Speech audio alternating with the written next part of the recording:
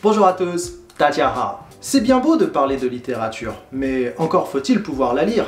Parce que bon, entre les mecs qui écrivent des livres avec des phrases à rallonge là, du genre Hugo ou Proust, et ceux qui demandent un arrêt à chaque page pour pouvoir les digérer, du genre Proust aussi tiens, c'est pas évident de trouver un livre facile à apprécier, surtout quand on n'est pas natif de la langue.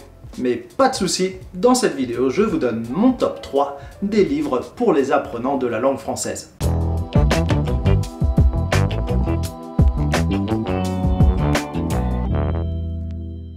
Déjà, c'est quoi un livre facile à apprécier? Premièrement, c'est un livre avec des phrases simples. Attention, simple ça ne veut pas dire enfantin. On peut faire du beau avec du simple. Par exemple, voici les premières phrases de L'étranger de Camus. Aujourd'hui, maman est morte. Ou peut-être hier, je ne sais pas. J'ai reçu un télégramme de l'asile, mère décédée, enterrement demain, sentiment distingué. Cela ne veut rien dire. C'était peut-être hier. Pas besoin d'avoir un master en langue française pour la comprendre celle-là. Et pourtant, c'est beau. Malheureusement, cela signifie que les romans les plus anciens passent à la trappe. Candide, par exemple, c'est assez facile à lire, mais il y a beaucoup de vocabulaire désuet. Deuxièmement, il faut une histoire intéressante. Bah oui, sinon on peut simplement lire des livres pour enfants.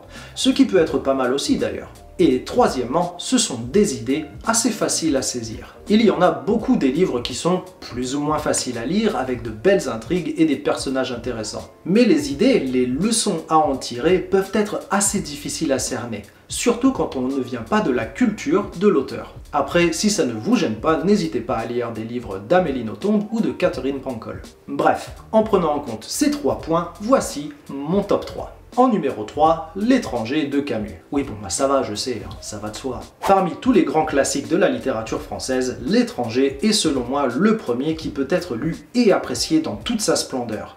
Bon, je ne vous présente pas Camus, mais n'hésitez pas à aller voir la vidéo à son sujet. L'étranger est l'un de ses plus grands romans, même si personnellement j'ai encore plus aimé La Peste. Le style est assez direct, simple, sans fioritures et ne requiert pas trop l'utilisation du dictionnaire. Dans ce roman, nous découvrons l'histoire de Meursault, un Algérien impassible qui vit le décès de sa mère, le début d'une relation et les déboires de sa vie sans grande émotion.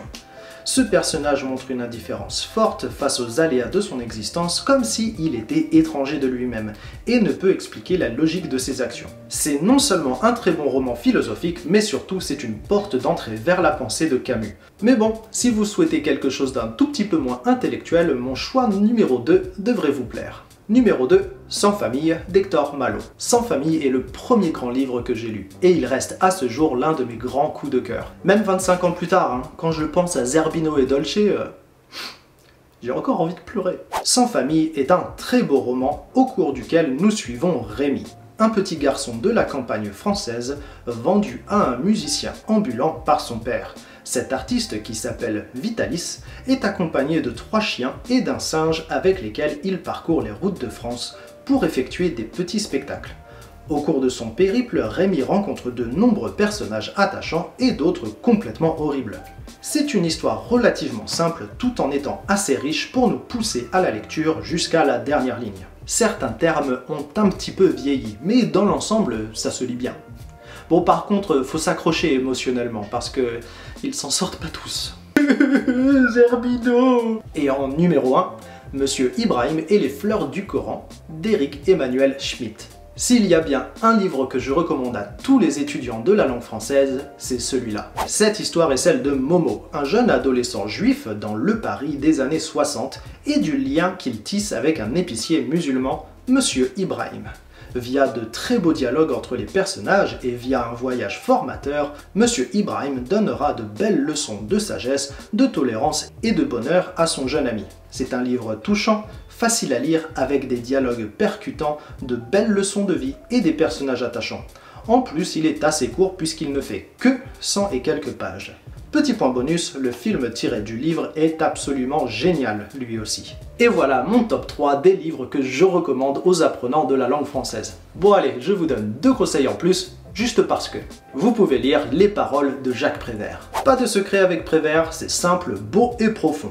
Ce recueil de poèmes, c'est une façon de s'habituer à lire du français, une page à la fois. Et surtout, lisez-les à voix haute ces poèmes, ils en sont encore plus beaux. Dernier conseil, lisez des livres que vous connaissez déjà dans d'autres langues. Si vous n'avez pas besoin de comprendre l'histoire parce que vous la connaissez déjà, vous pouvez vous concentrer sur la langue, ce qui vous permettra de lire plus et d'apprendre le français plus efficacement. Donc n'hésitez pas à trouver les versions traduites de vos livres préférés, même si c'est Harry Potter.